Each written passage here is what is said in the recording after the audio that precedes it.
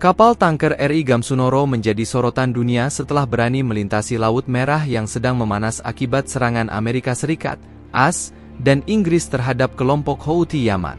Selain Gamsunoro, kapal tanker berbendera Kepulauan Marshall yakni Free Spirit juga melintasi kawasan tersebut sebagaimana dilaporkan Al Arabiya News, dikutip Rabu, 25 Januari 2024.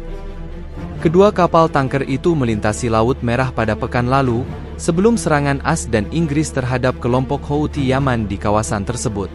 Dikutip dari laman resmi Pertamina, kapal tanker Gamsunoro merupakan kapal pengangkut minyak mentah yang memiliki bobot mati 105.000 dwt pada draught 14,7 meter.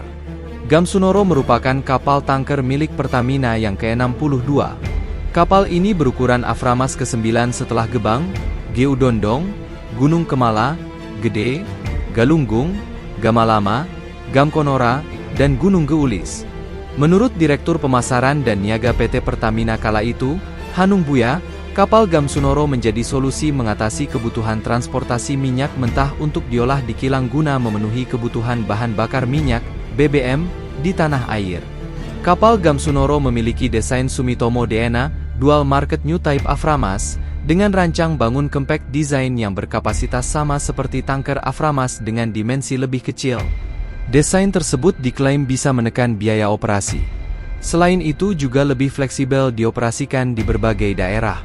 Nama gunung di Maluku. Kapal tanker Gamsunoro mengambil nama sebuah gunung di Kepulauan Maluku.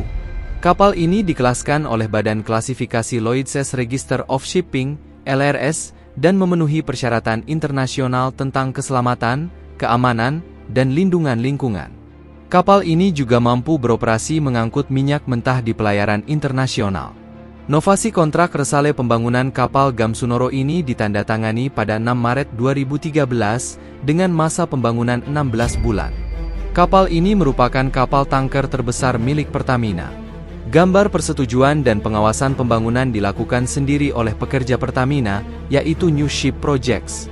Kapal tanker Gamsunoro melakukan pelayaran perdana menuju ke Singapura pada 2014 untuk melakukan reflagging dari bendera Panama menjadi Indonesia dan pengurusan kepabeanan.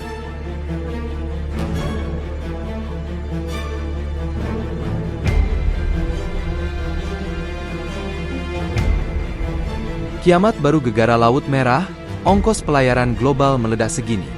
Tarif angkutan laut meroket akibat krisis di Laut Merah. Laporan Wall Street Journal pada akhir pekan lalu menyebut harga rata-rata sebuah peti kemas meningkat lebih dari 2 kali lipat secara global dalam sebulan terakhir.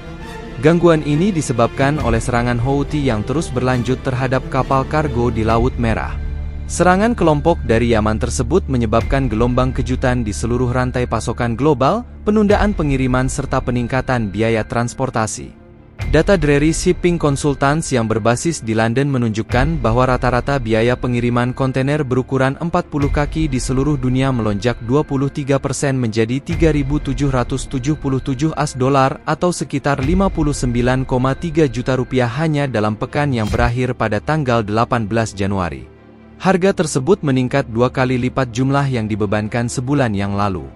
Peningkatan ini dirasakan jauh melampaui terganggunya jalur perdagangan yang menghubungkan Cina dengan Eropa dan pantai timur Amerika Serikat, AS, demikian isi laporan WSJ.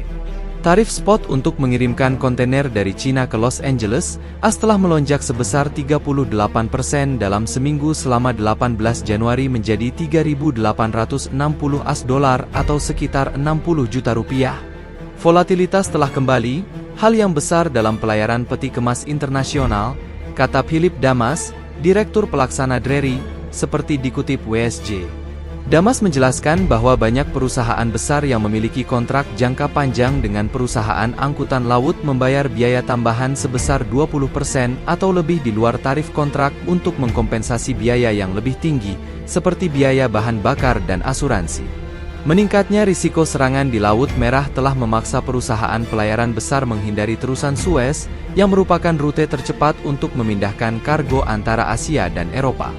Menurut angka dari IMF, lalu lintas maritim melalui jalur penting tersebut, yang biasanya menyumbang 15% dari pelayaran komersial global, sejauh ini turun 37% pada tahun 2024 dibandingkan tahun lalu.